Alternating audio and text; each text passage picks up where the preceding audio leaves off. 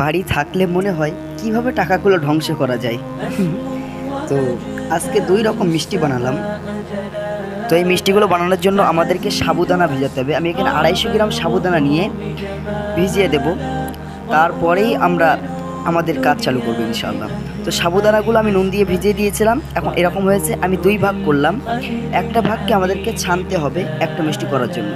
তো এরকমভাবে ছানতে হবে। ছানার পরে দেখছি একটু আটা আটা টাইপের, তো সেই কারণে আমি একটু এতে আমুল দুধ দিচ্ছি যাতে করে ভালো করে ছানা যায়। তো আমুল দুধ দেওয়ার পরে আমাদেরকে দলা করতে হবে, মিষ্টির সাইজ করতে হবে।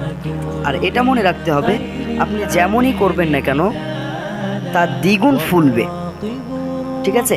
তো আমাদের এখন ছানা হচ্ছে। তো ছানা করার সময় আর মিষ্টির সাইজ করার সময় যদি মনে করেন আটা আটা আছে, তো সেই ক্ষেত্রে একটু ময়দা দিতে পারেন, কোনো সমস্যা নেই। তো আমি কিন্তু এই সাইজ করছি, দেখেন এখানে আমি অল্প করেই করছি, কেননা অল্প জিনিসের স্বাদই আলাদা, আপনারা সবাই জানেন আর এটা জানা কথা। তো আমার এখানে হয়েছে 8 পিস। তো এখন চলে যাই আঁচের দিকে। তো আমি একটা প্যানে গরুর দুধ দিলাম, তারপরে আমি একটু ওতে আমুল দুধ দিচ্ছি, আপনারা না দিলেও অসুবিধা নেই। তো দেওয়ার পর এটাকে ভালো করে নাড়তে হবে, যতক্ষণ না পর্যন্ত ফুটে ওঠে ততক্ষণ পর্যন্ত আমরা মিষ্টিগুলো দেব না। তো এখন ফুটে উঠেছে বলে আমি দিয়ে দিচ্ছি ওই করে রাখা মিষ্টিগুলো, দিয়ে ভালো করে নাড়তে হবে। আর অবশ্যই এটাকে খেয়াল রাখতে হবে, চুলোর আঁচটা খুবই নর্মালে রাখতে হবে, কেননা এসবগুলোই লেগে যাওয়া জিনিস, আমার অনেকবারই লেগে গেছে। আর ভালো করে নাড়তে হবে। তো এখন কিছুক্ষণের জন্য একটু অফলাইনে যাই। এখন কিছুক্ষণ পরে আসার পরে দেখা যাচ্ছে এরকমটাই আসবে, ফেনা উঠবে। তো ভালো করে আমাদেরকে নাড়তে হবে। তারপরে আমি দিচ্ছি সুগার, চিনি। তো আপনারা চাইলে সুগার ফ্রিও করতে পারেন, আবার সুগার দিয়েও করতে পারেন, যে যেমন চিনি খায় সেরকমভাবেই দেবেন, অসুবিধা নেই। তো আমার চিনি দেওয়া শেষ, এখন ভালো করে নাড়তে হবে। নাড়ার পরে কিছুক্ষণ কড়াই রাখতে হবে।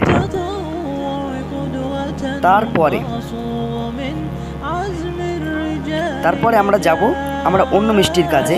তার আগে আমার এটা নামাতে হবে। তো আমি একটি একটি করে নামাচ্ছি, যেহেতু গরম জিনিস আর মিষ্টিটা খুবই দুর্দান্ত। তো এটা দেখতে যেমন সুন্দর, খেতে তার থেকে আরও অনেক সুন্দর। এটা প্রথমবারের জন্যই বানিয়েছি, তো মাশাআল্লাহ ভালো হয়েছে, খুব সুন্দর হয়েছে। তো 8 পিস মিষ্টি আর অবশিষ্ট ঝোল, তো মাশাআল্লাহ খুবই সুন্দর। তো এখন আমরা যাচ্ছি অন্য মিষ্টির দিকে। প্রথমেই কড়াতে আমরা দিচ্ছি ঘি। ঘিটাকে দিয়ে আমরা অবশিষ্ট সাবুদানাটাকে এরকমভাবে ভেজে নেব। তো ঘি অল্প ছিল বলে আমি একটু ডালডা দিচ্ছি।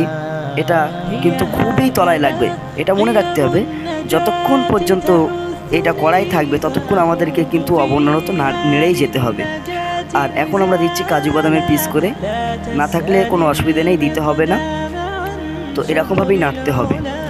এখন আমাদের খাওয়ার মতন চিনি দিতে হবে, যেহেতু এতে কোনো চিনি বা দুধ কিছুই দেওয়া হয়নি, এই কারণে আমরা দিচ্ছি। তো যে যেমন খাবেন সে তেমনই দেবেন, অসুবিধা নেই। তো এখন কালার করার জন্য দিচ্ছি রং। তো অরেঞ্জ কালারের হবে, দেখতেও খুব সুন্দর হবে। তো আপনারা যদি মনে করেন সাদা করবেন তাতেও কোনো অসুবিধা নেই। তো এখন এটাকে ভালো করে নাড়তে হবে। যতক্ষণ কড়াই থাকবে ততক্ষণ কিন্তু গ্যাসের আঁচ হালকা রাখতে হবে, আর এটাকে নেড়েই যেতে হবে। নেড়ে নেড়ে ঠিক এমনটা হলে তখন নামিয়ে নেবেন। আমার প্রায় 5-7 মিনিট পরে নামানো হলো। তো হাতে ঘি মেখে নিলাম যাতে জড়িয়ে না যায়, আর প্লেটেও ঘি মাখিয়ে দিয়ে আমরা এরকমভাবে রাখছি। তো আপনারা যেমনভাবে পারেন তেমনভাবে করবেন। যদি মনে করেন গোল গোল করবেন তো গোল গোল, যদি মনে করেন চ্যাপটা রাখবেন চ্যাপটা, কোনো অসুবিধা নেই। তো মাশাআল্লাহ দেখতেও সুন্দর, খেতেও সুন্দর, প্রত্যেকটাই মানে দুর্দান্ত স্বাদ। তো আজকে দুটো মিষ্টির মধ্যে ওই সাদা মিষ্টিটা আমার কাছে সবথেকে বেশি ভালো লেগেছে, মাশাআল্লাহ। তো ভালো লাগলে আমাকে জানাবেন অবশ্যই, আর সকলেই ভালো থাকবেন, আমার জন্য দোয়া করবেন। যেন পরবর্তীতে এর থেকে আরও সুন্দর সুন্দর জিনিস আপনাদের সামনে উপস্থাপন করতে পারি। আসসালামু আলাইকুম।